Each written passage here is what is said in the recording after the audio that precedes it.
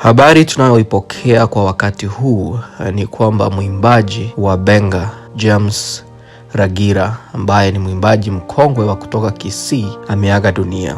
Huyu ni mwimbaji ambaye ameimba nyimbo mbalimbali ambazo ni nyimbo zilizofanya vizuri na nyimbo ambazo zina mafunzo mengi sana.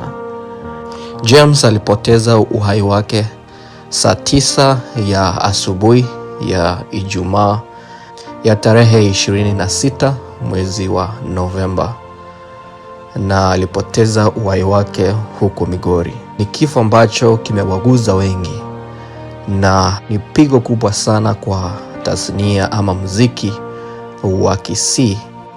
Tunawapa pole familia, mashabiki na marafiki wote, na tunaendelea kuombea na Mungu awe nanyi.